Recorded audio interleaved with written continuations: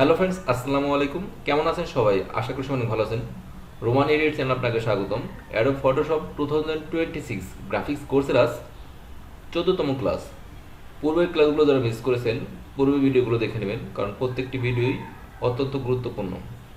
প্রথমে আমি Adobe Photoshop সফটওয়্যারটা ওপেন করে নিচ্ছি। সফটওয়্যারটা আমার ওপেন হচ্ছে, একটু ওয়েট করি। টুলবারটা একটু এক্সপান্ড করে নিচ্ছি প্রথমে। বন্ধুরা, আজকে আমি দেখাবো তিনটি টুলের ব্যবহার। ইরেজার টুলের ব্যবহার দেখাবো, ব্যাকগ্রাউন্ড ইরেজার টুলের ব্যবহার দেখাবো, ম্যাজিক ইরেজার টুলের ব্যবহার দেখাবো। এই তিনটি টুলের কাজ শিখতে পারবেন আজকের ভিডিও থেকে। আমি ফাইল আসলাম, কয়েকটি ফাইল ওপেন করে নিচ্ছি। ওপেনে ক্লিক করলাম, মাউস ড্র্যাগ করে এই ছবিগুলো ওপেন করে নিচ্ছি। এই ছবিগুলোর লিঙ্ক আমি আমার ভিডিও ডেসক্রিপশন বক্সে দিয়ে দেবো, আপনাদের প্রয়োজন হলে সেখান থেকে ডাউনলোড করে প্র্যাকটিস করতে পারবেন। আমি ওপেনে ক্লিক করলাম।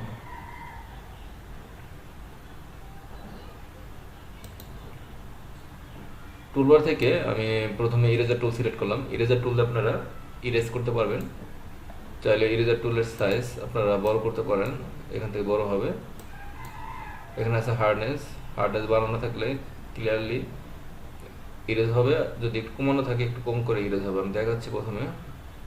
আর আমার সিলেক্ট আছে, এখন আমি সিলেক্ট করে নিচ্ছি হার্ট রাউন্ড, অর্থাৎ হার্ট শেপ। মাউস ড্র্যাগ করে আপনারা ইরেজ করতে পারবেন। দেখতে পাচ্ছেন ব্যাকগ্রাউন্ডটা ইরেজ হচ্ছে, বাট ব্যাকগ্রাউন্ডের পিছনে হোয়াইট দেখাচ্ছে। কারণ হলো এই ছবির ব্যাকগ্রাউন্ডটা লক করা আছে। আমি লকটা সারিয়ে নিচ্ছি। তার আগে একটু ব্যাকে যাচ্ছি, কন্ট্রোল জেড প্রেস করে ব্যাকগ্রাউন্ডটা আমি লকটাকে আনলক করলাম। মাউস রাইট ক্লিক করে আমি ডুপ্লিকেট করে নিচ্ছি। এই লাইটটা আমি হাইড করে দিচ্ছি। এখন আমি মাউস ড্র্যাগ করে দেখতে পাচ্ছেন ব্যাকগ্রাউন্ডটা ইরেজ করে দিতে পারছি। আপনার যে অংশটুকু ইরেজ করা দরকার সেই অংশটুকু আপনি ইরেজ করতে পারবেন চাইলে। ইরেজার টুল দিয়ে আপনারা এইভাবে ইরেজ করতে পারেন।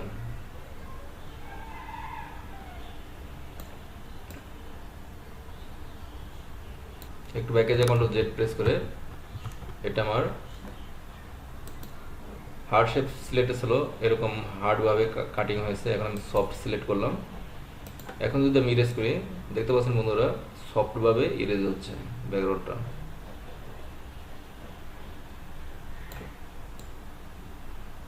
সফটভাবে ব্যাকগ্রাউন্ডটা ইরেজ হচ্ছে। আর একটু ব্যাকে যখন জেড প্রেস করে, অপাসিটি আমার 100 দেওয়া আছে, এর জন্য 100 ভাবে ক্লিয়ার হচ্ছে। যদি কমানো থাকতো এরকম হালকাভাবে ইরেজ হতো।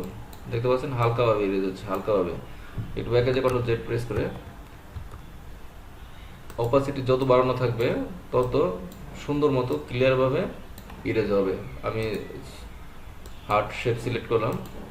দেখতে পাচ্ছেন বন্ধুরা কত ক্লিয়ারলি ইরেজ হচ্ছে। ইরেজার টুল দিয়ে আপনারা এইভাবে ইরেজ করতে পারেন। তারপর আমি এই ফাইলটা আসলাম, এই প্যানেলটা আমি পাশে চাপিয়ে দিচ্ছি। লকটা আনলক করে নিলাম। ইরেজার টুলের সাহায্যে ব্যাকগ্রাউন্ডটা আমি ইরেজ করে দিচ্ছি। চাইলে টুলের সাইজটা বড় করে নিতে পারেন, তাহলে আরো তাড়াতাড়ি ইরেজ করতে পারবেন।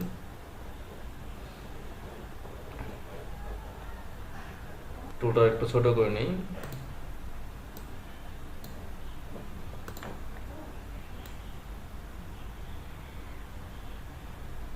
এভাবে ইরেজ করে যেতে পারবেন পাশ দিয়ে।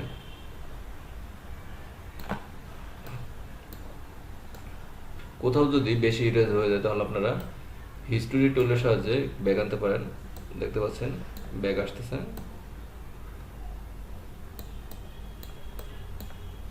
তারপর আমি আবারও ইরেজার টুল সিলেক্ট করলাম। ইরেজার টুলের সাহায্যে ইরেজ করে নিচ্ছি বাকি অংশটুকু।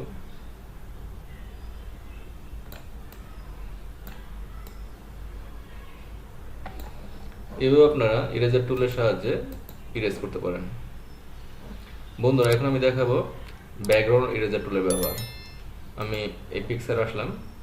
এই ব্যাকগ্রাউন্ড ইরেজার টুলের সাহায্যে রিমুভ করব। সেটা করার জন্য আমি প্রথমে ডুপ্লিকেট করে নিচ্ছি। এই ব্যাকগ্রাউন্ডকে মাউস রাইট ক্লিক করে আপনারা ডুপ্লিকেট করবেন, ডুপ্লিকেট লেয়ার, ওকে তো প্রেস করলাম। এই ব্যাকগ্রাউন্ডটা আমি হাইড করে রাখি। ব্যাকগ্রাউন্ড ইরেজার টুল ইউজ করার আগে ইরেজার টুলের সেটিংটা ঠিক করে নেবেন। এখান থেকে সিলেক্ট করবেন সিম্পলিং 1, তারপর লিমিট অপশন থেকে সিলেক্ট করবেন ডিসকন্টিনিউয়াস।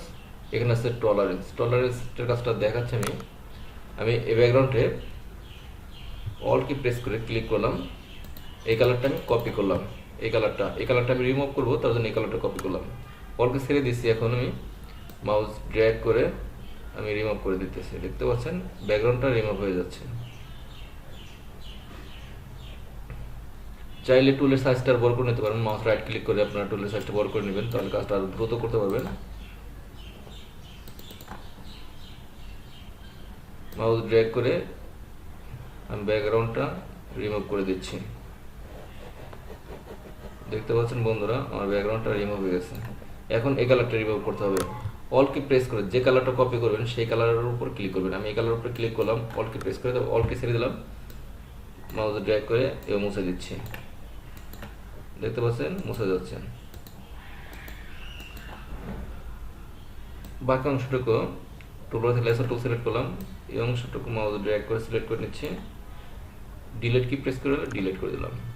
সিলেক্ট অবস্থায় আছে কন্ট্রোল ডি প্রেস করে ডিসিলেক্ট করলাম। বন্ধুরা দেখেন ব্যাকগ্রাউন্ডটা আমার ব্যাকগ্রাউন্ড ইরেজার টুলের সাহায্যে ইরেজ করে দিয়েছি। চাইলে আপনি চেক করতে পারেন কাজটা পারফেক্ট আছে কিনা, সেটা চেক করার জন্য ব্যাকগ্রাউন্ড সিলেক্ট করে নতুন একটা লেয়ার নেবেন, এখান থেকে একটা কালার চুজ করবেন, যে কোনো কালার চুজ করতে পারেন। আমি ব্লু কালার চুজ করলাম, ওকে অল কি প্রেস করে ব্যাক স্পেস প্রেস করলাম।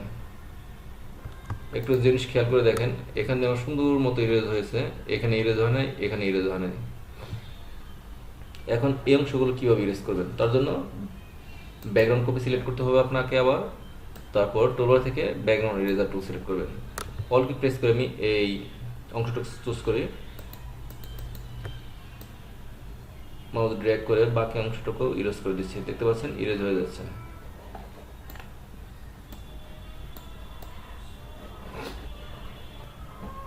লেয়ার 1 সিলেক্ট করলাম, কন্ট্রোল ইউ প্রেস করে আমি একটু চেক করে নিচ্ছি কাজটা আমার পারফেক্ট আছে কিনা। বিভিন্ন কালার চেক করতে পারেন কাজটা আপনার পারফেক্ট আছে কিনা, দেখতে পাচ্ছেন কাজটা আমার পারফেক্ট আছে, ওকে প্রেস করলাম। লেয়ার 1টা আমি ডিলিট করে দিচ্ছি, তারপর আমি নেক্সট ফাইলে আসলাম, দেখতে পাচ্ছেন টি শার্টের কালার আর ব্যাকগ্রাউন্ডের কালার একরকম, তারপর চুলের কালারটা ভিন্ন।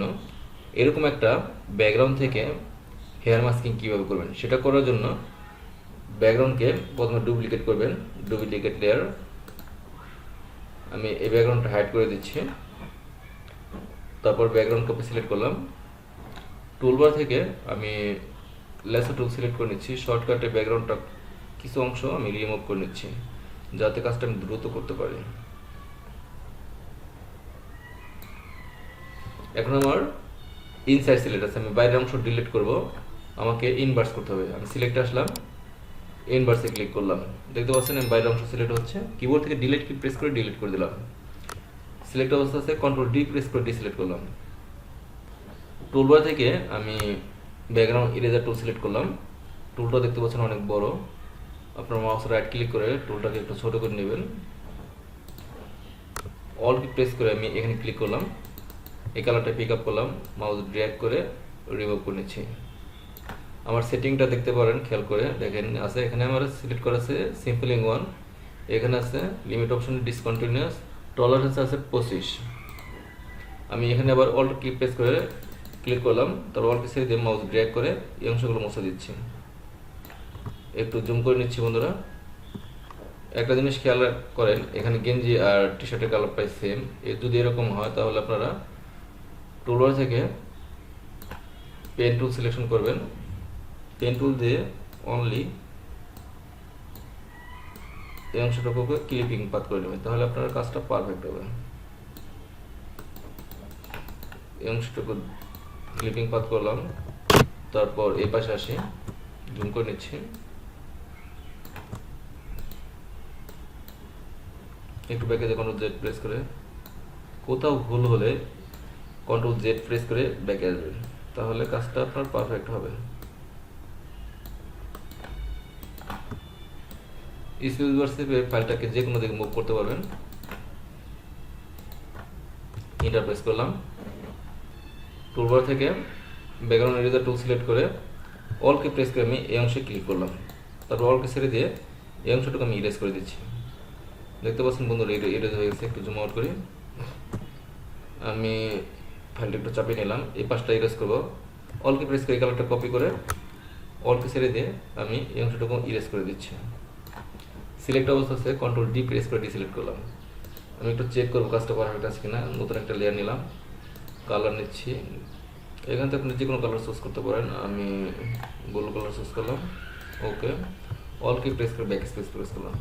একটু জুম করে খেয়াল করেন বন্ধুরা, দেখতে পাচ্ছেন এখানে ছবিটা নষ্ট হয়ে গেছে। যদি এরকম কোথাও কোনো প্রবলেম হয় তাহলে কীভাবে সেটা রিকভার করবেন, সেটাকে করার জন্য ইউজ করতে হবে হিস্ট্রি ব্রাশ টুল। মাউস ড্র্যাগ করে আমি হিস্ট্রি ব্রাশ টুল দিয়ে পূর্বের অবস্থানে চলে আসলাম। দেখতে পাচ্ছেন হিস্ট্রি ব্রাশটা আমার এখানে অ্যাপ্লাই হয়েছে। আমি একটু ব্যাকে যে কন্ট্রোল জেড প্রেস করে আমি এই ব্যাকগ্রাউন্ডটা কপি সিলেক্ট করে নিলাম। আমি এখানে অ্যাপ্লাই করে দিচ্ছি। চাইলে ব্যাকগ্রাউন্ডের কালারটা চেঞ্জ করতে পারেন। কন্ট্রোল ইউ প্রেস করবেন, তারপর কালারটা ব্যাকগ্রাউন্ডের কালারটা চেক করতে পারবেন। যে কোনো কালারে চেক করে দেখতে পারবেন কাজটা পারফেক্ট আছে কিনা।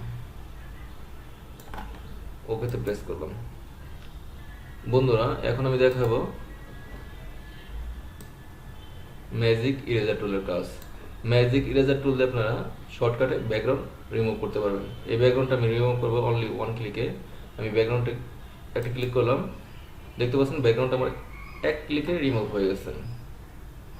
তারপর আমি এই ইমেজ আসি, একটু জুম আউট করি। এই ব্যাকগ্রাউন্ড থেকে ইগলকে আলাদা করব ম্যাজিক ইরেজার টুলের সাহায্যে। আমি এখানে ক্লিক করলাম, দেখতে পাচ্ছেন ইরেজ হচ্ছে। একটু ব্যাকে যখন জেড প্রেস করে আপনি চাইলে আরও তাড়াতাড়ি রিমুভ করতে পারেন। সেটা করার জন্য এখানে টলারেন্স দেওয়া আছে 32, আমি এখানে বাড়িয়ে দিচ্ছি 50। আমি এখানে ক্লিক করলাম, এই কালারটা রিমুভ হয়ে গেল। এখানে ক্লিক করলাম, এই কালারটা যত জায়গায় আছে এক ক্লিক রিমুভ হয়ে যাবে। এখানে ক্লিক করলাম, এই কালারটা আমার রিমুভ হয়ে গেল। দেখতে পাচ্ছেন রিমুভ হয়ে যাচ্ছে। যেখানে ক্লিক করবেন তার সিমিলার কালার যে জায়গায় আছে সবগুলো কালার রিমুভ হয়ে যাবে। দেখতে পাচ্ছেন রিমুভ হয়ে যাচ্ছে। এই অংশটুকু একটু বেশি মুছে গেছে। ব্যাককে আনার জন্য হিস্ট্রি ব্রাশ টুল ইউজ করবেন।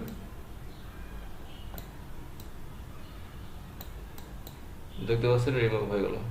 ম্যাজিক ইরেজার টুলের সাহায্যে আপনারা এভাবে শর্টকাটে ব্যাকগ্রাউন্ড ইরেজ করতে পারেন। ভিডিওটি ভালো লাগলে ভিডিওটি দেখে লাইক করবেন, চ্যানেলটি সাবস্ক্রাইব করবেন, সাপোর্ট করবেন। Thanks for watching.